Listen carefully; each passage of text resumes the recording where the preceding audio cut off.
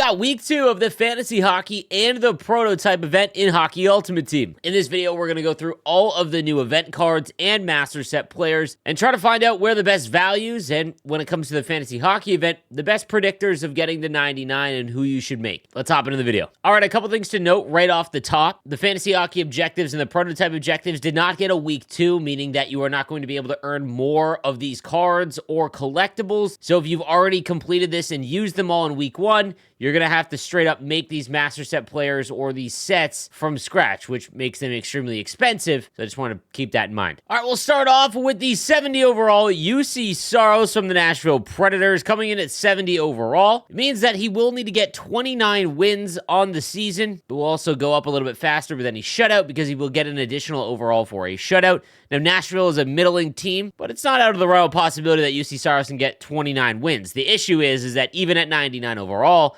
Juuse Saros is really not going to be usable for online play. So unless you are someone that really just wants to have a Nashville Predator theme team or you just grind offline play, this would be a hard avoid. Next up is Chris Letang, and I want to give a quick shout out to Downsy on Reddit as he put together another great doc on Reddit going over all of the career goals and when they last hit it to give us a better look at what we can expect this season. And again, obviously there are going to be outliers. We're going to talk about one later on. But Chris Letang would need 15 goals. He reached that 3 times, the last time being in 2019-2020. Pittsburgh Penguins are struggling early on, and Erik Karlsson is kind of manning that power play 1. He's still going to be good offensively throughout his season, but I don't know if 15 is what we're going to expect from him. He does have Stick 'em Up, which is a half-decent ability, but he's going to need like 7 goals to get to 86 speed and acceleration, and that's just pretty tough to anticipate and get him in your lineup because, again, you have to factor in when they can actually make your lineup because that's really going to dictate a lot of the value, especially for no money spent players. So I would probably move on from Letang. Ethan Gauthier from the QMJHL. He's 70 overall, a right-handed winger. He needs 29. He had a career high of 30 last year, so definitely doable, especially in Major Junior. He's got 80 speed and acceleration, meaning that he needs about 10 to 12 goals before he's got, that middle 80s skating. And that's where the issue lies again. Like, how long will it be before he can actually jump into your lineup? So unless you're a fan of the player or the team, this is a pass. Evan Bouchard's up next, the 70 overall right-handed defenseman. He needs 15. He has never reached that. He had 12 in 21-22. However, he has shown a pretty big offensive flair so far this season, which is to make up for the fact that he can't play defense at all for some reason this year. And again, at very low skating, 77 speed, 76 acceleration, it is going to be quite some time before he's in your lineup. Defensemen go up by +2 overall for every goal scored in real life. That means their skating will go up by 1 because it is only a 0.5 upgrade. That means that offensive players, like forwards, when they score, their speed and acceleration might not go up until they get another goal. So again, it's just something to keep in mind. Matt Boldy is up next. He needs 28 goals on the season. His career high last year was 31, meaning that it is definitely doable. This is an interesting one because of the long game. Again, you have to think that a lot of these cards are predicted to hit 99 near the end of the year. They were very conservative on the overall ratings for a lot of these players, almost all of them. However, at the end of the game, when you are looking at the top-end players, Matt Boldy definitely has it in him to pop off and, hit a hat trick or a couple goals in a quick span.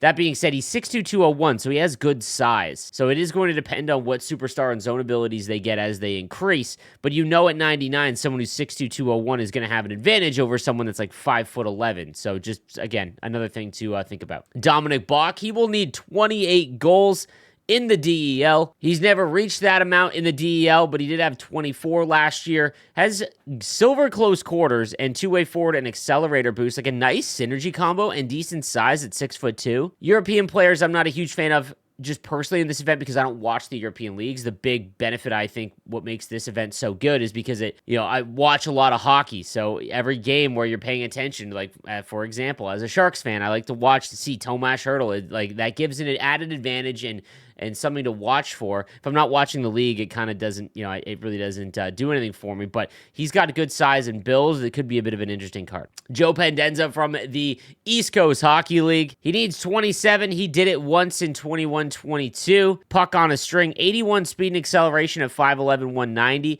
Again, he would need about 10 goals to hit 86 speed.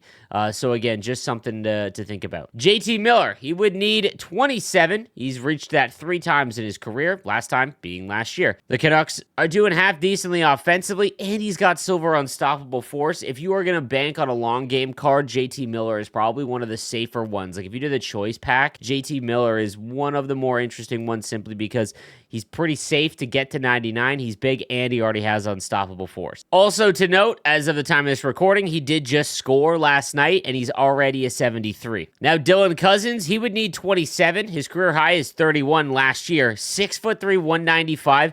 This is one of the better ones, in my opinion, from this event, simply because of the size, his offensive ability, and the opportunity. He actually did score as well last night. He has a 73 overall, and for anyone on Twitter and you want to keep up with the fantasy hockey event, you can use HUDHub, my Hockey Ultimate Team database. Link is down below. We update the cards as soon as they come out and get updated, and they've got a section down there for the fantasy hockey cards. So again, the link is down below, leaguegaming.com/HUDHub, if you want to stay up to date on all the upgrades. Not only that, you can follow iHauler on Twitter, and he has got up-to-date graphics that he makes through all of the games. So again, just another great follow on Twitter from the community. Mike Repic, he'll need 25 goals to hit 99. He reached that twice in his current league with 25 last year. 5'10", 191 with off the rush.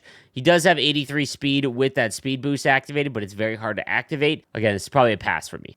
Corey Perry's up next. He needs 24. He's reached that 9 times in his career, but the last time is, I believe, 18-19. 6'3", 208, great size. I really don't see how he's going to have an offensive renaissance. This one was rated way too low, in my opinion. He's only got 78 speed and acceleration as well, so he's going to need like 15 goals before he's kind of usable in terms of skating, unless you're a Blackhawks fan. Hard pass. Mario Huber's up next, the 6'2", 187 right-handed centerman. He's got two-way forward and shooting boost with magnetic. Actually has decent skating already. 83 speed and acceleration at 78 overall. And because he's like a silver card and he got a little bit of a boost, his shot power is kind of high. The accuracy is brutal, but he's got 80 on the draws as well. If you're looking for just like a sneaky decent one that you might get for cheap because he's a European player, Mario Huber might be it. He would need 21 goals to hit 99. He's never reached 21. His career high is 17, which he hit last year. Caden Price is up next from the Kelowna Rockets. 6'1", 180 with two-way defenseman and shooting boost. He's got 83 speed and acceleration, so he's almost usable already. He needs 11. His career high, he's never reached that. 5, I believe, is his career high. He would need 11, so that's a big jump. However, because he is one of the bigger players and more important players on his team in the major junior leagues, much like I talked about last year with Minchikov and Oliver Bonk, they usually have their offense run through those players, but that's still a pretty big jump for him. A couple goals, though, and this is actually a really usable card. Anton Lundell from the Florida Panthers, 6'1", 185 with defensive boost and two-way forward and silver quick draw, which is nice. 81 speed, 80 acceleration. He would need 21 goals. He's never reached that in his career. He did have 18 in 21-22. This one, again, just feels like he's way too low. Mikhail Sergachev, 78 overall, 6'1", 217, two-way defenseman and accelerator boost. This is an interesting one because if you've been watching the Lightning at all, Sergachev is just pounding the rock. I mean, again, I was watching them quite a bit throughout the beginning of the year, but when they play the Sharks, that might be a bad example because everyone just absolutely crushes them. But he looks really good. He needs 11. His career high is 10, which he hit last year and in 2019-20. This is a card that could definitely hit that. Good size, good skating. Silver elite edges on a defenseman is pretty usable. On a good offensive team, not a bad one. Then we got probably the most interesting one of all of the non-MSPs, Matthew Barzal, 6'1", 190 at 78 overall. He's got 90 speed, 88 acceleration. So this is the absolute safest pick because no matter what, he can go in your lineup and keep up with everyone essentially in the game right now. Now, he would need 21, which he's reached once in his career in 17-18. And obviously, he's not a shooter, more of a passer and playmaker. But still, like the sheer fact that he could score 5 goals in a week and his skating would jump up to like 93 overall makes this card super interesting. Like obviously just the skating alone makes him completely viable. If you got him in a choice pack with essentially everyone else that from the non-MSPs, you probably want to take Barzal. Morgan Riley is another interesting one. 6'1", 222, two-way defenseman, playmaking boost with Seeing Eye. I've really liked Seeing Eye this year. I think it is a very, very good ability. 85 speed, 85 acceleration. He's low-key, borderline usable right now. He needs 11 goals, his career high, which he's reached once when he scored 20 in 2018-19, but he did have 10 a few seasons ago as well. I don't believe he's on power play 1 anymore. I believe Klingberg overtook him for that role, but he does shoot, and he is a pretty decent goal scorer from the back end, and he can score in bunches. I remember he had a fantasy card, I believe, in NHL 22, and it was one of the better deals throughout the season. So Morgan Rielly is one of the better defensive ones. On to the MSPs. These are the ones that you can make for 36 collectibles. All of the other the prior ones that we just looked at, there's no guaranteed way to make those cards. You essentially have to do the 32 collectible set trade-in, and then hopefully it's one of your 3 picks. It sucks, awful format, but it is what it is. You've got the 5'9", 165 Johnny Gaudreau with elite edges and wheels, which has proven to be an unbelievable combo. I'm using it on the Heritage McDavid, and man, is he good. 83 speed and acceleration means that at 70 overall, he's almost able to get in your lineup, at least in the 4th line, because the rest of his abilities or attributes are awful. He needs 29, his career high. He's reached that 3 times, the last time being in 21-22. With the Blue Jackets, he struggled a little bit, so not a guarantee to hit 99, but it will take quite a while for him to get up to like 80 overall, where all of his other attributes are half decent, but his skating will be okay. Tyler Seguin, 71 overall, 6'1", 205 with playmaking, forward, and shooting boost. He's got gold schnipe and 1T. Not super huge on those abilities for forwards. 81 speed, 81 acceleration, so almost able to get into your lineup. Again, it's going to require a few goals. He needs 28, and his career high, he's reached that 6 times, but the last time was in 18-19. He just doesn't score that many goals anymore. Like, it would be great if he popped off, but the Stars have so many good shooters now that I just don't see that happening. Jakob Chychrun. This is one of the hardest ones to predict. So, two-way defenseman as well as shooting boost. He is absolutely destroying the puck. He had 9 shots against the New York Islanders on October 26th. He's got 82 speed and acceleration, meaning that he can almost get in your lineup now, and he's 6'2", 220. Abilities are kind of meh, and the issue with throwing in a low overall defenseman is, while their skating could be okay, their defensive awareness is basically non-existent, meaning that he's not intercepting anything, even though it's almost impossible to intercept the pass regardless.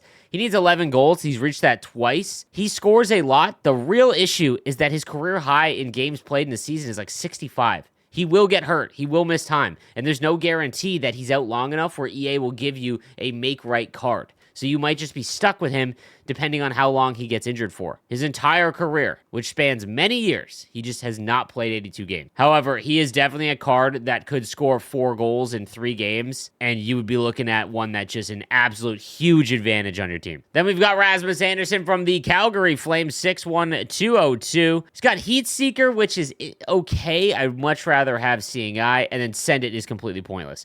83 speed, 83 acceleration, and pretty good ability and attribute round out throughout. This is a okay card, and anyone that was stuck with his X Factor card, I do need to mention, if you have made or you have these X Factor cards of these MSPs, understand that you could hold on to them, and if they pop off, any of them, you can upgrade them. There will be a cost, obviously, Power-Up Collectibles, but Power-Up Collectibles are so easy to get this year that at least you're guaranteed, in case one of these cards explode, you can have a really high-end card. It's just going to cost you collectibles. He needs 11. His career high is 11, which he reached last year. Again, another card that could really, explode in short bursts, and he's pretty decent already. I'd rather have his X Factor card, though. His abilities are just brutal. Then Teuvo Teravainen. We finally have our Matt Duchene candidate, potentially. So, 5'11", 191, and he's got really bad abilities. Here's the issue.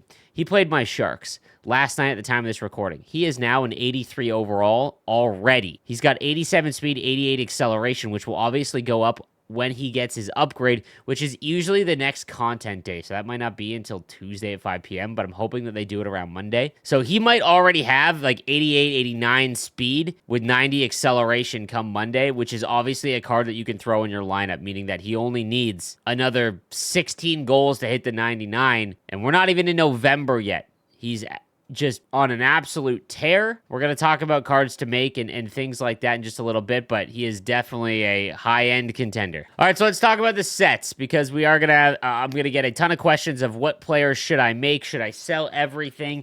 and get one of these cards. Again, it is going to depend on your situation, meaning that if you are no money spent, every single thing that you do when it comes to spending your resources has to be really calculated because you don't have a lot. That's the issue. If you're no money spent and you're asking me what the best Master Set player to make right now, it is easily Teuvo Teravainen. If you did not use your collectibles on one of the prior week's cards and you have like 24 fantasy hockey collectibles, I would definitely do Teravainen because he could already go in your lineup. He's already viable and he has the best shot at 99 right now. If you want to be a little bit more risky, I think Jakob Chychrun would be the play simply because he's so big. He's going to be a really good defenseman on your team, and he's been just shooting the puck every single chance he gets. He has a real shot, but he just gets so injured, which adds a little risk. The other ones I would only make if you are a fan of that team, guys. And even if you're, again, I say this all the time now, but please use your players from your favorite team. Forget about